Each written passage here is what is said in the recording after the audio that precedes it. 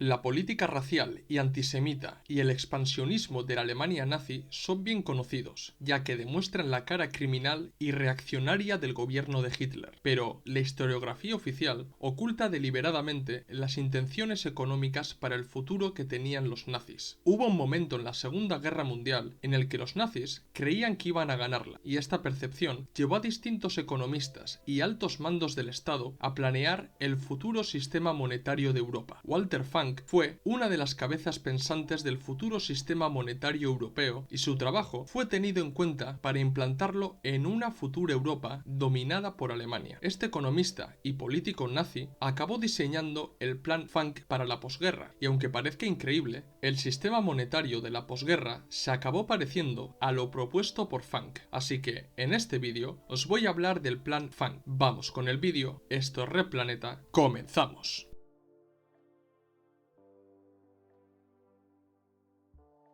Es común escuchar a personajes anticomunistas liberales que la Alemania nazi era socialista, por un lado porque las siglas del partido recogían las palabras socialista y obrero y, por otro lado, porque el Estado fue vital para la economía nacional. Pero esta tergiversación, o mejor dicho, perversión del socialismo, deriva de la idea de que socialismo es cuando el Estado hace cosas. Nadie puede negar el peso del Estado en la economía nazi, y tampoco podemos negar la existencia de la confiscación de capitales judíos, la regulación de los mercados financieros o incluso el plan cuatrienal. Pero todo esto ni siquiera significa socialismo, y mucho menos comunismo. Además, no solo Alemania, sino que muchos países del momento tuvieron que valerse del Estado para salir adelante en el duro proceso de crisis que se generó a raíz del crack del 29, como por ejemplo Estados Unidos con el New Deal de Roosevelt. En este sentido, es importante prestar atención a las intenciones a futuro que tenían los nazis para entender qué clase de economía y sistema monetario pretendían implantar. En la introducción del vídeo os he dicho que el Plan Funk fue diseñado en gran parte por Walter Funk, así que os voy a hablar muy brevemente sobre él. Walter Funk fue un destacado economista alemán que antes de ingresar en el partido nazi anduvo en el mundo del periodismo escribiendo artículos económicos y llegó incluso a ser el editor del diario económico y financiero más importante de Alemania, que era el Diario de Berlín. Sus artículos y su trabajo llamaron la atención de los nazis, que le invitaron a unirse a ellos, y Funk decidió aceptar la oferta. Escaló rápidamente en la jerarquía del partido y llegó a ser el encargado del departamento de economía del partido e incluso llegó a ser el consejero económico personal de Hitler. Debido a su experiencia en el periodismo, trabajó para Goebbels en el Ministerio de Ilustración Pública y Propaganda del Reich. Pero después de la dimisión de Hjalmar Skalch, Walter Funk fue elegido para sucederle, convirtiéndose en 1938 en el ministro de Economía de la Alemania nazi y un año después en el presidente del Banco Central. Vemos pues que para finales de la década de los 30, Funk era uno de los economistas y funcionarios más importantes del Tercer Reich.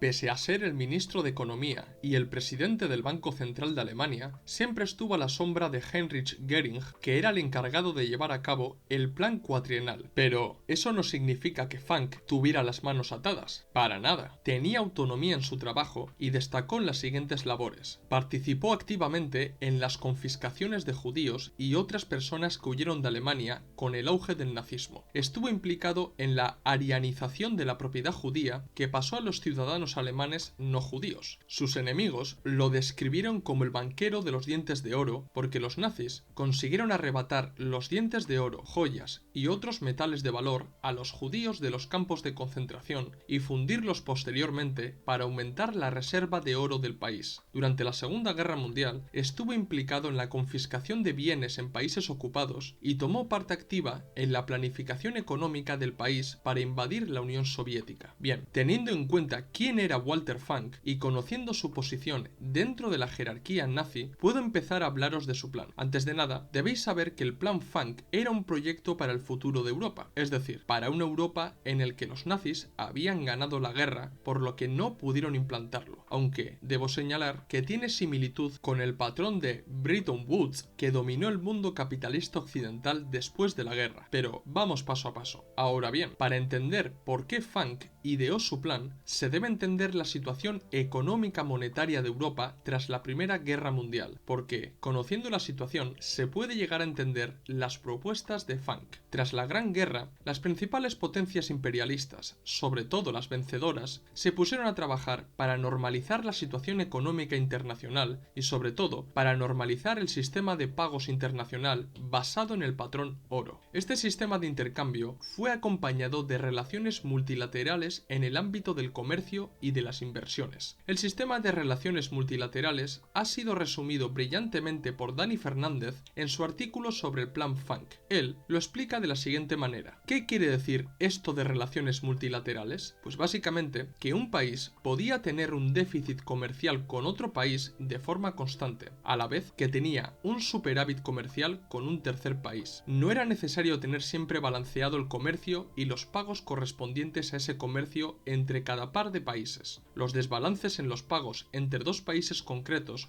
no importan mucho en un sistema de pagos multilateral, siempre que esos desbalances bilaterales se compensen con otros desbalances de signo contrario con otros países. Y prosigue diciendo, el concepto clave aquí es el de compensación. Si A le debe a B y B le debe a C, a su vez C le debe A. En realidad tenemos un círculo de pagos y, una vez que se compensen todos los pagos, nadie le debe a nadie. Esta ha sido tradicionalmente la función de la banca comercial, la de compensar pagos, función que sigue reteniendo hoy en día, tanto en el ámbito nacional como en el internacional. Pero la convulsa situación política y económica que vino en los últimos años de la década de los 20 y sobre todo el crack del 29 que trajo consigo una gran crisis económica, provocó que ese sistema de relaciones multilaterales y sobre todo el patrón oro no funcionara tan bien como antes de la Primera Guerra Mundial. Así pues, en 1931 Reino Unido abandonó oficialmente el patrón oro y la libra esterlina se convirtió en una moneda emitida por decreto y a su vez fiduciaria. Junto con los británicos, otros países también decidieron abandonar el patrón oro, causando un colapso en el sistema de pagos mundial. Como os he dicho en la introducción del vídeo, a consecuencia de la grave crisis económica internacional de los 30, las ideas más liberales sufrieron un duro revés y los distintos gobiernos del mundo, al menos las principales potencias del mundo, apostaron por el proteccionismo y la regulación estatal del mercado. Esto a su vez tuvo un importante impacto en el sistema de relación multilaterales que os he hablado antes y pasaron a un sistema bilateral que volvía al comercio más rígido pero más seguro. Si la fórmula en las relaciones multilaterales era A le debe a B y B le debe a C, entonces C le debe a A. Con el bilateralismo, la fórmula pasaba a ser A le manda mercancías a B y B necesariamente debe entregar algo de valor a A para compensar la primera transacción. Pese a todo este cambio en las relaciones comerciales, no creáis que el oro fue abandonado completamente, porque el oro se seguía utilizando para cumplir con las distintas compraventas. Es más, bajo el sistema de relaciones bilaterales, el uso del oro aumentó, y esto se debe tener muy en cuenta para entender el plan Funk que os voy a explicar dentro de un momento. Regresando a Alemania, hay que tener en cuenta que los nazis invirtieron mucho dinero en el rearme del país, incumpliendo el Tratado de Versalles y el de Locarno. El entonces ministro de Economía, Hjalmar Schacht, que obtuvo fama en el país por arreglar el problema de la hiperinflación, dimitió debido a su oposición al rearme. Schacht fue sustituido por Walter Funk y fue él quien se puso a la cabeza del Ministerio de Economía y del Banco Central de Alemania. En septiembre de 1939, los nazis invadieron Polonia, comenzando la Segunda Guerra Mundial, pero no se quedaron ahí, porque entre 1940 y 1941 los alemanes avanzaron imparables por Europa, tomando Noruega, Dinamarca, Bélgica, Holanda y Francia. De modo que no es de extrañar que en ese momento concreto los nazis se hicieran a la idea de que el futuro del viejo continente pasaba por el dominio alemán. Los nazis sabían que de ganar la guerra deberían configurar el sistema económico y sobre todo el diseño monetario de la futura Europa, por lo que algunos economistas, como el mismo Walter Funk, se pusieron manos a la obra para presentar un plan para la futura Europa Europa dominada por ellos. A la hora de idear un plan para la futura Europa, Funk se encontró con un cruce de intereses por parte de distintos agentes económicos de Alemania que fueron, por un lado, los grandes industriales y por otro lado, los banqueros. Los grandes industriales tenían influencia dentro del Ministerio de Economía del Reich y los banqueros dentro del Banco Central, teniendo en cuenta que Funk presidía tanto el Ministerio de Economía como el Banco Central, tuvo que obrar dialécticamente para tener en cuenta las propuestas de todos los agentes económicos del país y dar con una solución factible para todos. Así que vamos con los intereses que tenían unos y otros para entender la síntesis que acabó realizando Funk y que fue plasmado en su plan. Los grandes industriales germanos. Los grandes industriales de Alemania tenían un carácter más nacional y sus intenciones estaban orientadas a que el futuro plan monetario de Alemania beneficiara a la gran industria nacional. Estos magnates industriales empujaron a Funk y al Banco Central a que tomaran medidas inflacionarias en los países que iban dominando para restablecer la competitividad en precios de la industria alemana. Junto a esto, propusieron la creación de un Banco Central Europeo condicionado por los intereses alemanes para dirigir el crédito a voluntad de los industriales alemanes. No se llegó a proponer la creación de una divisa común para los europeos, pero sí querían condicionar la política monetaria de Europa a los intereses de la gran industria alemana. Los banqueros alemanes. Como bien explica Dani Fernández, los financieros alemanes no coincidían con los industriales sobre la necesidad de imponer una política industrial y de precios a nivel europeo. Estaban más centrados en el funcionamiento del sistema de pagos. Para 1940, distintos países títeres de Alemania contrajeron importantes deudas con Alemania, mientras que los grandes industriales entendían que estas deudas servirían para que Alemania pudiera mantener dependientes a estos países, los banqueros lo veían como un obstáculo para regresar al sistema de relaciones multilaterales que os he explicado antes, puesto que la existencia de deuda enturbiaría las relaciones comerciales. Por aquellos años, también Alemania sufría de escasez de capital a consecuencia de la apuesta por el rearme y las distintas agresiones expansionistas que realizaron en los últimos años de la década de los 30. A esto hay que sumarle que la posguerra traería consigo la necesidad de reconstruir y normalizar todo el tejido económico de los países que quedarían dentro del tan conocido espacio vital de los nazis, pero no lo podrían llevar a cabo debido a la escasez de capital. De ahí que, aprendiendo de la experiencia de la Primera Guerra Mundial, los banqueros propusieron a Funk que fueran Reino Unido y Francia quienes costearan la reconstrucción de la posguerra mediante las reparaciones de guerra, como hicieron estos dos países con Alemania tras la Primera Guerra Mundial. Lo que tenían claro tanto Funk, los banqueros y los grandes magnates de la industria era que no debían regresar al patrón oro y llegaron a la conclusión que el sustituto perfecto sería el Reichsmark. En el hipotético caso de que Alemania ganara la Segunda Guerra Mundial,